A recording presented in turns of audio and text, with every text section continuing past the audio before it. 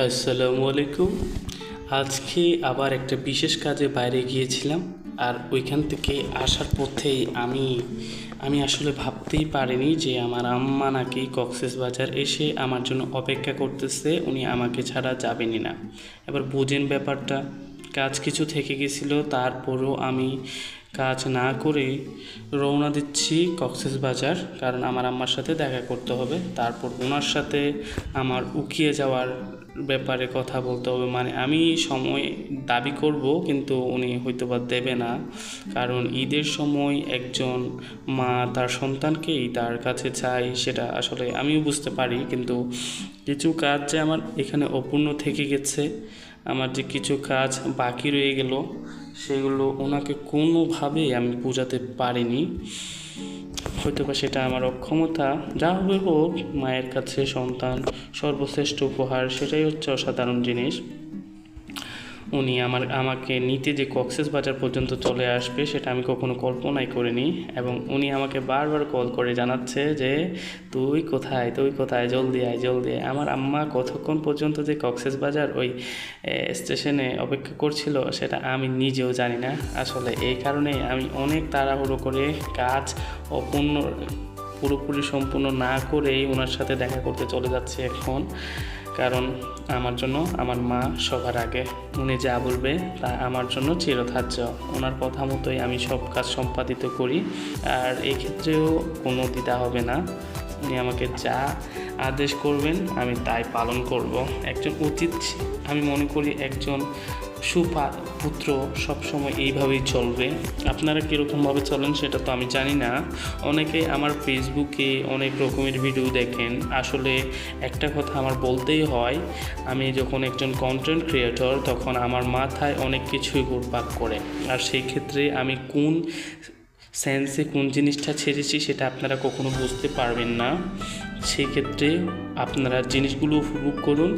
আপনারা অতিরিক্তভাবে একটা হৃদয়ের সাথে কানেক্ট করতে চেষ্টা করবেন না, কারণ আমি সব কিছুকেই একটু অন্য চোখে দেখার চেষ্টা করি। আমি একজন যখন লেখক বা একজন যখন কন্টেন্ট ক্রিয়েটর, আমার জিনিসগুলো একটু আউট অফ দ্য বক্স হবে, এটাই স্বাভাবিক। আর এই ক্ষেত্রে আমার চরিত্রের উপর অনেকজনে কালিমা লাগাতে চান, সেক্ষেত্রে বলে রাখি এইরকম কাজ করবেন না, আমি এগুলো পছন্দ করি না। ফার্স্ট অফ অল এসে গেলাম এখানে, আমার আম্মা বসে থাকছে, আর আমি চারপাশটা একটু শ্যুট করে দেখানোর চেষ্টা করতেছি। আমি কিন্তু শুয়ে আছি স্টিল নাও, সারাদিন কাজ করেছি। সারাদিন কাজ করার পর আমি এইখানে এসে আমার আম্মাকে দেখে একেবারে বিভ্রান্ত হয়ে গেছি। আমি এখানে মগরিবের মনে করেন একটু পরেই পৌঁছেছি। আমার আম্মা দেখতেছি ইফতারি করতেছে, আমার জন্য বসে আছে। আর আমার পাশে ভাইয়েরা আর আফুরা ছিল অসাধারণ সত্তার মানুষ। ওনাদের সাথে পরিচয় হয়ে আমার অনেক ভালো লেগেছে। এরপর দেখা যাচ্ছে কিছু তবলিগের মানুষ, যারাও বাসায় ফিরতেছে। আমার থেকে খুব ভালো লাগছে যে আসলে সবাই এই সময় বাসায় ফিরতেছে, আমিও বাসায় ফিরতেছি। আমার কিন্তু কোনো রকম ইচ্ছা ছিল না, কেন জানি না, আমার থেকে তেমন ফিলিংস আসেই না। আমি আসলে কাজে বিশ্বাসী, সবসময় কাজ করতেই চিন্তা করে থাকি। আর এটিও আমার একটা কাজেরই অংশ। আমি যখন কন্টেন্ট ক্রিয়েটর, তখন আমার কন্টেন্ট তৈরি করতে হবে। আমার সবসময় বলতেছে সবসময় কাজ করিস, এখনও এগুলো কী করতেছিস। আম্মা যে বুঝতে পারতেছে না, এগুলোই আমার একটা কাজেরই অংশ। এরপর গাড়ি দিয়ে কিছু শ্যুট করলাম। গাড়ি থেকে শ্যুট করাটা ছিল অনেক রিস্কি, কারণ এক হাতে ধরে এক হাতে ক্যামেরা দিয়ে শ্যুট করাটা কতটা ভয়ানক সেটা আপনারা নিশ্চয়ই জানেন। এই ক্ষেত্রে আমি কোনো রিস্ককে পরোয়া করি না। আমি সবসময় আমার কাজকে প্রায়োরিটি দিই। আমি যেই কাজটা করি সেই কাজটা আমি সুন্দরভাবে সম্পাদিত করার চেষ্টা করি। এটাও আমার কাজেরই একটা অংশ। যখন আমি কন্টেন্ট ক্রিয়েটর, তখন তো আমার কাজগুলো সুন্দর হতেই হবে।